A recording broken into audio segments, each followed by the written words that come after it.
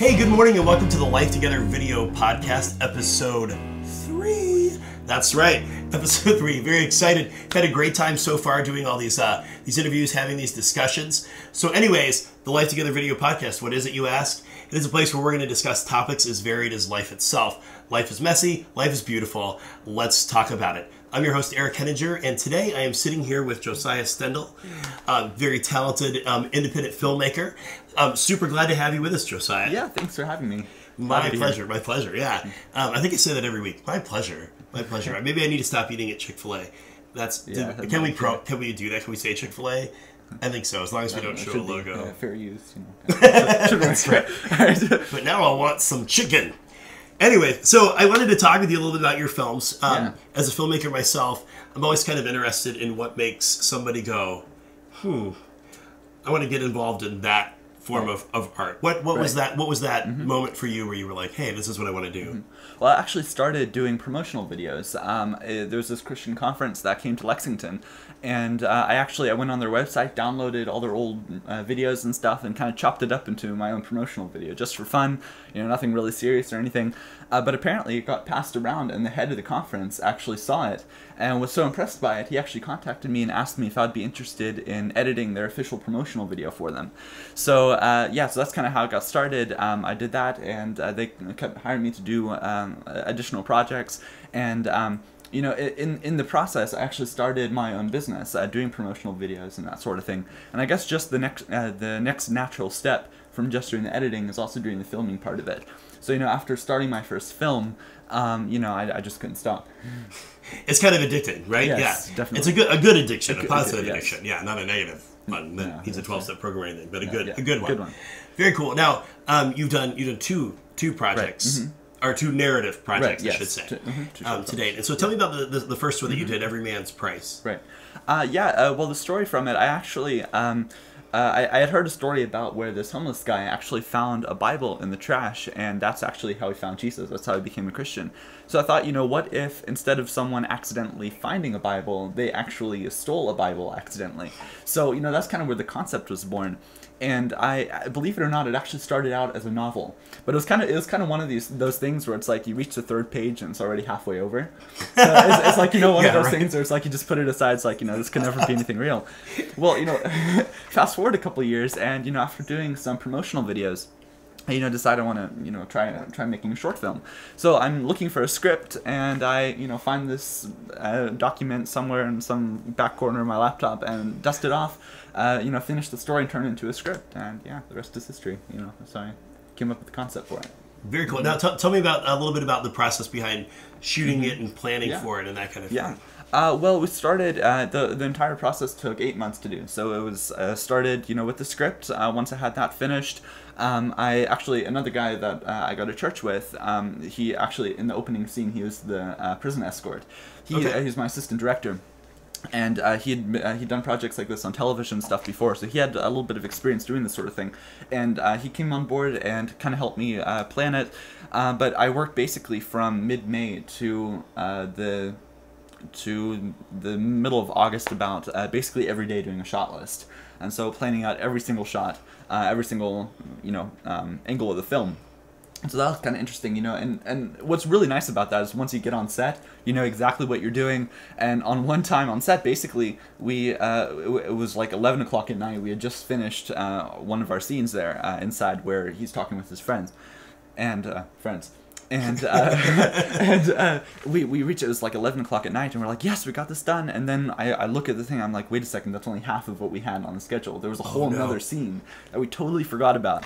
So we just had to race through the shot list, grabbing all the key shots. And what was so nice is we didn't have to think about, you know, what angle do we need, because we'd already done that months ahead of time. So it was really wonderful. We had a wonderful cast come together. One really cool experience with that is the guy who was in the back of the police car. Spoiler alert. Was in the back of the police car. Hopefully you watched the film before this. If you haven't, I won't tell you why he's in the back of the police car. But basically, this guy, there was actually someone else slated to play the part beforehand, and last minute he actually told me that he wasn't able to do it. Actually, he had he had something like prom or something like that. I don't know why they would want to not be in the back of a police car and Who prom. wouldn't? I don't Who know. wouldn't want to live that dream? Yeah, I know, Right. seriously. But no, so we had to find somebody else short notice, and I knew this guy from church, and so I thought, that he would be a good fit for the part. So contact him, asked him about it, and beforehand I'd asked my mom, what do you think about this? And she was like, no, he has such a sweet smile, nobody would ever believe that he could play the part of a bad guy. And so, but I just have a real peace about going with him. So I contact him and ask him, hey Joseph, would you be interested in playing the part? And so he writes back, yeah, that'd be awesome. I send him a copy of the script on, he'd be playing the role of, one of the bad guys. And so he writes back, hey, that's awesome, I'm looking forward to it, I'll be there. I used to be a gangster, right? I had no idea. I thought that he was pulling my leg. I thought that he was just joking with me. So we reached set the next day. And Sure you did, buddy. Sure you did, yeah. So I asked him the next day, hey Joseph, what's this about you being a gangster? And he just tells me the most incredible testimony. It's actually part of the bonus features for the film. Maybe we can include the link on the video. Absolutely. But it was just really, really incredible. The most incredible testimony. He actually found Jesus while in solitary confinement. He had been, taking and dealing drugs since 8th grade, and just an incredible testimony of how Jesus changed his life. And it's just so cool because he's a totally different person. I mean, he has such a sweet smile. He can never play the part of a bad guy, and yet he does such an incredible job. And it was just really incredible. And we were, he had to be handcuffed for that scene in the back of the police car, and so. We're asking, is this all right with you? Because he was like, you don't know how many times I've ridden in the back of a Richmond cop car. And so I was like, Is one more time okay? Yeah. Do you mind doing it one more time? And the officer actually recognized him. That was the scary part. Oh, wow. Okay. So that was kind of cool. But anyway, but we asked him, is this all right? It's not going to trigger something or anything, are you going to be okay? He said, that was a different person. So I just thought it's just so incredible to see. I mean, he had absolutely no connection to it. And as they were driving around the block for that shot, he was telling the officer's testimony while in handcuffs in the back of a police car, telling him his testimony. It was so incredible. Cool. So, and what's really cool is we had to work with the sheriff's department to make it happen, and he was looking for an opportunity to share his testimony with the same inmates that he had been, in prison with. And so, because of that connection, we're actually in talks right now to see if we can make that happen. So it's just so incredible the way that got worked out. That's awesome. Cool. Yeah, it's cool. It's cool when stories behind the scenes are at the very least as impacting and amazing as the story that we're trying to tell through our films. You know what I mean? Definitely. That is super cool, man. Cool. I didn't know. I mean, I remember you and your mom talking to me about something like that, but I didn't realize the depth of it until just now. So that's really, really cool. It was really neat. It was really incredible. That's awesome. That's awesome. Not in our plan set of questions, but what did your casting process look like outside of? Hey, I'm going to ask this this guy. Well, basically, a lot of them, I mean, I knew basically everyone, or I did know everybody from who played the part, who played the parts. The pickpocket, he's actually our worship leader at church, and he just did an incredible job. I was blown away. I knew that he'd done a little bit of acting before, and so I asked him, if he'd be interested in doing it, and he jumped on board the opportunity. Super thankful. I did just an incredible job. Otherwise, we knew most of them from from church or other activities and stuff, and so just asked them if they'd be part of it, and showed them the script, and they jumped on board. So nice, that's cool, and that works sometimes too. Right. If you know people and you know that they have experience, you can do that. And I've cast projects like that. I've worked with this guy, or whatever, so I know that they're gonna whatever they do, it's gonna be excellent. But for you young filmmakers out there, you got to know that they can pull it. They can pull it off. Otherwise, you should have an audition process. I wanted to just kind of reiterate to anybody that's listening to this or watching this what you said. I think gets missed so much by young filmmakers particularly, and so kudos to you for nailing this. Is pre-production. Because you went in with a game plan, and even if you have to shift on the fly a little bit, it's easier to go in with a plan and you knock stuff out than it is to go in with not just an idea. Yeah, definitely. Yeah. Oh yeah. So you definitely want to know what you're doing. So, and I think that's one of the reasons why the film looks so good. Thank you. And it cuts together really well. And like you said, even when you hit that moment, we were like, oh no, we didn't do this scene. It's okay. We know exactly what we need to get it. Yeah. So that's awesome. That's cool. Thank you. My iPad here fell asleep. Let's see here. Want to keep moving because I can just talk about just all of this just with one project, all day long, and we could geek out about the process. All right, every day. Okay, yeah. That's what I want to talk about. Story. we kind of just touched on this a little bit with even the backstory for one of your actors. Right. But story is such a powerful way, for sure, to get people to ask questions, to start discussion. I think story has the ability to let us input into people's lives, in such a way that they enjoy listening to it and the take on it. It's a powerful medium. Yeah, definitely. So, I guess that's not really a question. I'm just wicked smart. Did you hear what I said? I'm just kidding. What is my question? Okay, why do you think that storytelling is so impactful? Right. Well, I think that's so impactful because we're really, I think that we're wired for story. I mean, if you look at the way that Jesus taught his disciples, it was through parables, through story. So I think that there's something even on the spiritual level that really connects with stories and storytelling. And I think it's such a powerful medium to tell stories and to entertain people and to teach people is because of the fact that, I mean, I'm sure that you've heard the phrase, if you don't understand someone or if you want to know what they're going through, walk a mile in their shoes. I think it's the same with storytelling, that you're letting them live a different life for, 10 minutes, for an hour, for 2 hours, whatever the case may be. And it's just such an incredible opportunity. They suddenly have the answers to the what ifs and the what nows. And I mean, I think an incredible example of this is with Shakespeare, the king of storytelling. He actually, in one of his plays, he actually had to tell his own people that they were stupid, for following decision of the king, or whatever it was. And he had to tell, these were the people that were paying to see his plays, and he wanted them to come back and bring a friend or to come watch it again, And so he had to do it subtly enough that they didn't feel attacked, and yet poignant enough and direct enough that they were able to draw parallels to it and learn from it. So, I mean, it's an incredible art, and it's just an incredible masterpiece when one learns how to, tell story properly. And, like I said, if you learn how to tell it correctly, you can change lives. Yeah, absolutely. Yeah. I think that one of my favorite things about storytelling and on the viewing end of it is that I think a lot of times it allows us, or it gives us, you're talking about kind of allowing you to live in another character's shoes. Yeah. And I think that makes us empathetic to those around us that we come in contact with in everyday life. Seeing somebody else's story played out, I think it makes us a little bit more compassionate towards people. And for those of you that don't know, a Shakespeare is like a shake weight. Oh, never mind. Okay. That might be the worst joke I've ever told in my entire life. Okay. On the air. Sorry, Bill Shakespeare. All right, yeah. So story is definitely a great thing and a great tool, and there's so many different ways to do it. There's film, theater, song, the visual arts as far as like paintings and drawing and things like that. And I love it when artists kind of make you think about what you're watching. Yeah. And sometimes it's fun to have like a mindless good time and like, oh, it was great, I need to turn my brain off. But those ones that make you think and kind of make you want to be a better person, start making you explore and seek out truth on something. I think those are the best stories, for sure. And I think what's really neat also about storytelling with stuff like that is that it allows the audience to learn instead of being taught. Instead of, feeling that you're, specifically in a learning environment and being taught, you're actually seeing and drawing the parallels yourself between the characters, because you don't feel immediately, spoken to, but you begin to draw the parallels and learn from the experiences of the other characters and stuff. So I think it's incredibly powerful. That's good. Of a tool then to use, an incredible opportunity for people who tell stories. I like that they have an opportunity to learn, not just be taught. Yeah. And I think that's cool. I think when we learn it, when we pick up on the parallels, it becomes kind of a part of who we are, because we did it. We get it. Right. Exactly. Yeah. And that A feels good. Yeah. And B, I think it sticks with us, because it's not just somebody going, bop, bop, bop, just telling us what we're supposed to be thinking or knowing in the film. That is fantastic.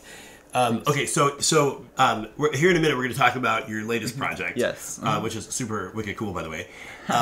But just real quick, I just kind of wanted to see if there were any filmmakers, directors, writers, or whatever that have influenced you in your approach to storytelling. Right.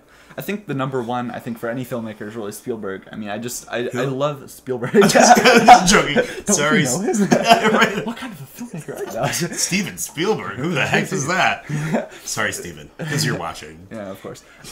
But I just love the thought that he puts into every single single frame of his films. I mean, it's just so incredible to me that, you know, someone thinks about that.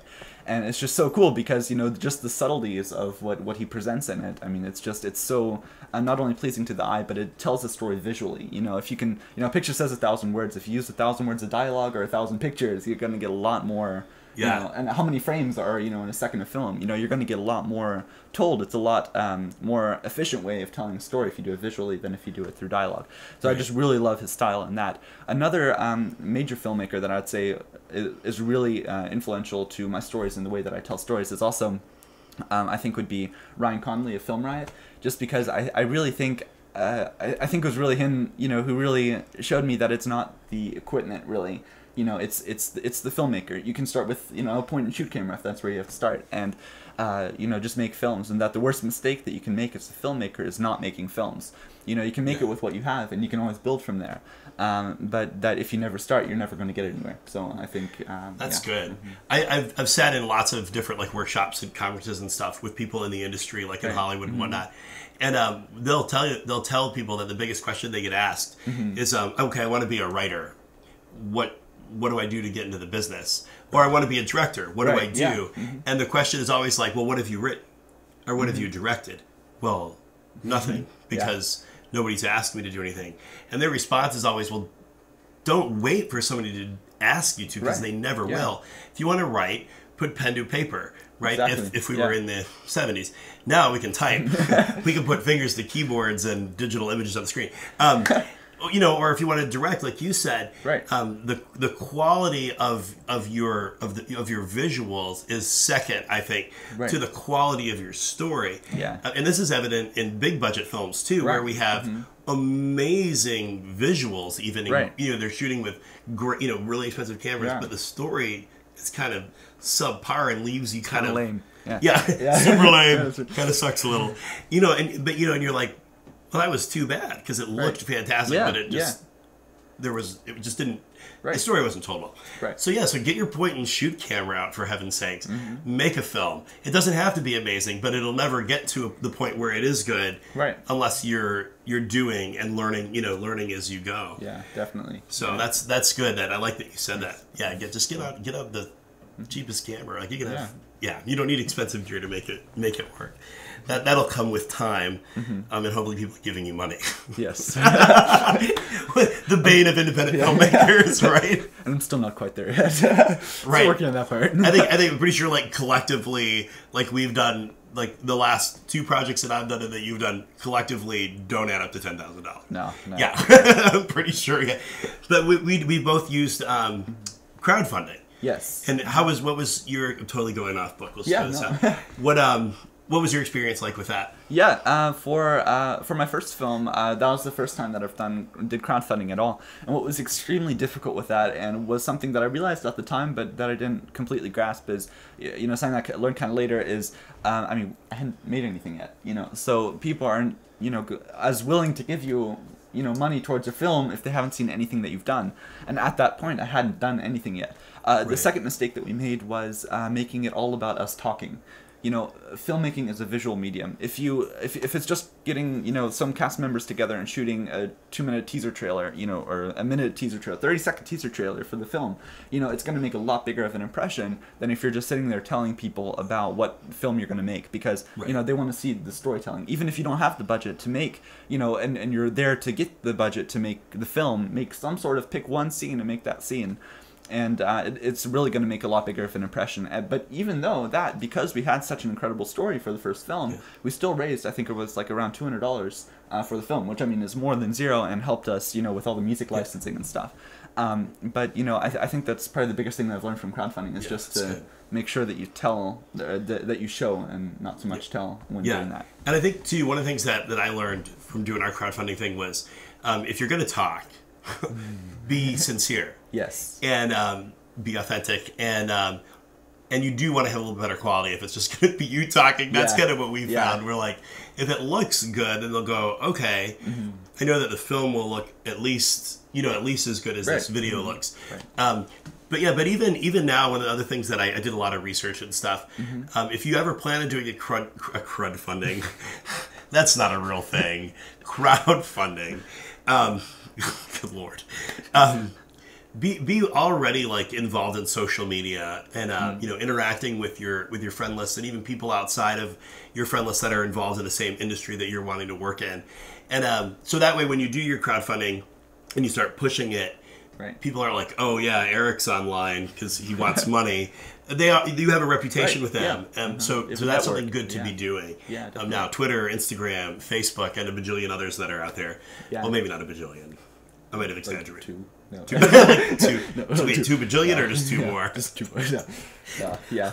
No, but it's an incredible tool, and you know, if you have a network, especially among, you know, Facebook groups are an incredible way. I mean, there's some Facebook groups out there that I'm a part of that have like upwards of like 30,000 filmmakers on them, and it's an incredible resource. I mean, if you run into any problems, I mean, of course, crowdfunding as well, but I mean, especially, you know, if it's your first time making a film, just to connect with other like-minded people, you know, who won't look at you crazy when you talk about f-stops, you know, you need to find a Does Spielberg use those? Yeah, right. Who's that? Or, yeah, we'll have to like put a little link to Steven Spielberg's page or whatever. I don't know. I don't know. I wouldn't if I were him. Well, no, I would. That's not true. I would have a Facebook page, but I would have a web page that nobody could harass me through. Okay, nobody harasses me. I'm just kidding. I'm just joking. All right, great. So, now that we've had some good talk about kind of the process of making films, and hopefully you've learned a little something, boys and girls. What I want to talk to you about now is the current project that is. Tell me about that, and then I'll. Yeah, this one is actually basically the complete opposite end of the spectrum from the first one. First of all, it's a lot shorter, but I think the main difference is this was actually made for a filmmaking contest, and it's actually the largest in the world, the My Road Reel Short Film Contest, hosted by Rode Microphones. And so basically, it's a 3-minute action film called What You See, basically about that what you see really isn't all that there is, that there's more than meets the eye. And while it's not overtly, you know, faith-based film like the first one, I think it still has, you know, that element in there that there is more than meets the eye. You know, it definitely is a premise that there is a spiritual realm. And so, so it was very different. It was shot as an action film. It was shot using some of the new gear that we got to use for the film. It was really incredible, you know, getting to use a aircraft for the film. If you haven't seen it, you need to check it out. Super awesome. But I mean, we got to borrow bulletproof vests from the local law enforcement and stuff. I mean, it was Did just you get so to test cool. them? Hold on. Did you get to test them? I just wanted to, but you know, due to insurance, they frown on firing weapons at the airport. They were all fake. Just Everybody's so uptight. Yeah. I'm just sure. I'm sorry. Continue. I just getting shot at them. No, but yeah, that was an incredible experience, and it was just an extremely unique experience being able to, you know, film. At one point, we were in the airport escort vehicle driving parallel to the runway while the plane was landing, and at one point we were actually going over 100 miles an hour, and we hit the speed bump at the end of the runway, like where we were going. We didn't know that it was there. The driver did apparently, but he didn't warn us. So he was ready for it, but we weren't. So we were filming out the side of the car with the vehicle landing. We were stuffed in there with all of our camera equipment. So we hit this thing at over 100 miles an hour. Everybody else who was watching outside the car said that we got over 2 feet of air. That's ridiculous. All I know is that we kind of hit the ceiling, the camera's blacked out, and when I came to the scene, it's over. No. Was your gear okay? That's the big question. Was your gear okay? Oh, yeah. I mean, was everybody okay? Yeah. Okay, and then your gear. Yeah, sorry. Yeah, okay. I know Josiah was alright because he's here. So. Yeah, okay. The other camera guy, you know. No, he has a big bruise on his eye from the viewfinder. He'll be alright. Okay. No, everybody made it out without a scratch, but it was just quite adventurous. You know, it was just such an incredible opportunity, being able to, you know, film, you know, that close. At one point, we were actually on the runway filming a landing plane. The plane was only about 30 feet away from us. Oh wow! It was just so cool. It's really, really neat. That is cool. I feel like that would like get some adrenaline going while you're shooting it. Faster! Yeah. Oops, battery's dead. Can we do that again? Let's take 2. Yeah. Okay, so what I like what you said. It's not as inadvertently faith-based as every man's Pryce. Right. And I think that as Christians, I think sometimes we feel like, well, we're only being a good steward of our talents if we talk about Jesus, or if we have not the Lord's Prayer, but the sinner's prayer inside of a film. And I don't think that's necessarily accurate. I think that we can talk about issues, and we can talk about metaphor, right? Yeah, and tell stories. And I think our worldview, whatever our worldview is, whether we're Christians or not, right, it's reflected in our writing, whether we intend it to be or not. It just kind of comes out of us. It's part of who we are. Yeah, definitely. And so I think that's cool that you said that, and then there's a place for both. I mean, I'm not poo-pooing on one, but I think it's good for us to remember that and to know that, and in one. And sometimes it's good just to have a good time, to create a piece that's fun and makes you laugh. I think laughter is as spiritual as any other of the spiritual disciplines, if you will. I think it's good. Okay, cool. So now this film, you said it's in the My Road film contest. Yeah, we'll put a little link up for you to go check it out right here and vote. Yes, vote. It's based on votes. Right now, I'm actually in 18th place out of over 1,400 films from all around the world. Some of these from professional filmmakers. I think it's pretty good for my second short film. We were out in first place for a little bit, but over the past month, we've kind of slipped down a couple spots. But every single vote counts. You can help us win. If we win, we get $40,000 of professional filmmaking gear, and I mean that would just be so incredible for me, to really continue on doing the path of filmmaking with the right tools. So so it takes 15 seconds. All you have to do, go to the link right here, click the big yellow vote button, and vote with Facebook or email address. It goes super quick. So check and they can watch the film too. They don't just go vote, right? They can watch and vote. You can preemptively click vote anyway because you're going to like it. It's a really cool piece. And I was just telling you earlier that Josiah, you're 16? I'm turning 15. Turning 15. Oh my God, even younger than I expected. But the point is like, so as a student, what Josiah is doing is actually kind of above and beyond what a lot of student projects are. I've been a student doing projects, and I am an educator too. So I've seen a lot of student projects. And one of the things that there's two things that really impressed me about Josiah. I'm just going to kind of brag on him as somebody that's worked with him before. Stop it, I like it. Josiah's doing really cool stuff, and it's really good. It kind of belies his his age, which is super cool. And then also, Josiah is you're such a teachable person and a humble person, and I think that is such an important quality to have. Thank you very much. Especially in an industry where, and I think as creators and performers and stuff, we like attention. We like people to like what we do. Right. That's one of the reasons we do it. Right. Yeah. And so it becomes easy to kind of slip into people like what I'm doing.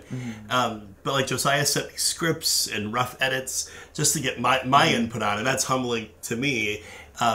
But so I say that to say that's the kind of attitude that we all need to have, no matter how long you do it. No matter how good your stuff looks, there's always more to learn, and there's always ways to do it, to do it better. My last project was better than my previous project, and the next one will blow the next one out of the water, And you surround yourself with people that'll teach you, that'll even keep you humble if you need it. Sometimes I do, if I'm totally honest. Somebody to go, yeah, you're not all that. Okay, thank you. But those, I just wanted to point that out because I think those are two really good.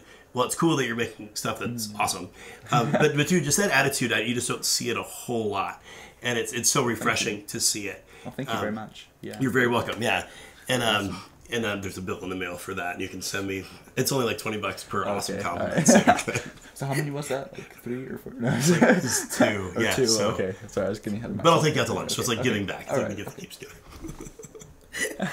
All right. So you guys are going to go to the link. Yes. I'll put it up here again. You guys can go watch What You See. Yes. And vote for Josiah's film there. Okay. Oh wow, we just did that. I'm way ahead of myself. So yes, you can go. People can go vote because they're voting right now. You're pausing this video and you're voting. We'll wait for you. How long do you think that'll take? I don't know. Should be 15 seconds. I'll look at my watch. 1/2 mole. Yep. Oh, there's a vein there. Okay, I think we're good. Okay. They have now voted. They have now voted. Great. Okay, so what's next? Do you have any projects in development or anything like that? Yeah, I actually have one major project coming up soon. It's actually called Orphan Courage. It's a little bit of a longer project, and it's all focused about identity. So it's just a really, really powerful story. Right now, it's in the early stages of the script. We're looking. It probably won't be in production until probably middle of next year around. It's a little bit of a bigger project, but definitely have some more projects coming up. And also with my business, we have some major focus shifts and pun intended. But we have some major announcements coming up soon. So yeah, so stay tuned for that. I'm glad you said it because I didn't get it. I didn't get it at first. I was like, yeah, focus shifts are good. No, but yeah, we've got some really, really cool stuff coming up, and really, really excited about it. So. Fantastic. Was there anything else you want to share with us before, or impart to other young filmmakers before we leave? Just go out and make films. I mean, that's really all I can say. I mean, you'll get better and better. You'll learn from your mistakes and see what you did well and what maybe not so well. But that's the only way that you're going to get better, and just to chase your dreams, because it's definitely possible. And I never thought a year ago that I'd ever be sitting here today, doing something like this. I would never have dreamed it in a million years. So I'm just so excited to see what God's doing in my life and Mr. Eric's life and all of those who are watching, and just super excited to see what's ahead. Yeah. Very cool. That is exciting. But yeah, so what Josiah said, do it. Go make your movies. Don't be afraid to make mistakes. Don't be afraid to fail. That's how we learn. That's how we learn what doesn't work, and that's as valuable as learning what does work. So don't be afraid to get out there. Okay, guys, tune in next week to watch me and Deb Ty sit down and have a very intellectual discussion about grammar. No, I'm kidding. We're not going to talk about grammar, which is only funny if you know Deb.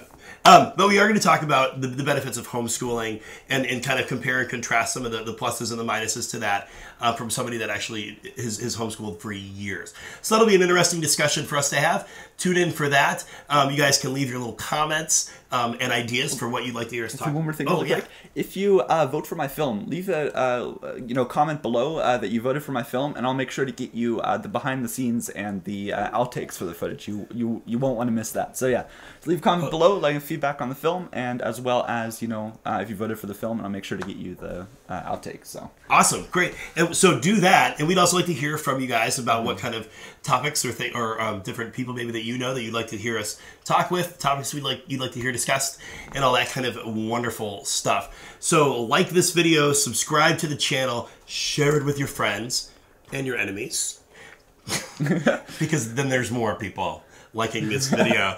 Anyways, cool guys, I'm Eric, reminding you that life is too short to not pursue the things that you're passionate about. Thanks for checking us out.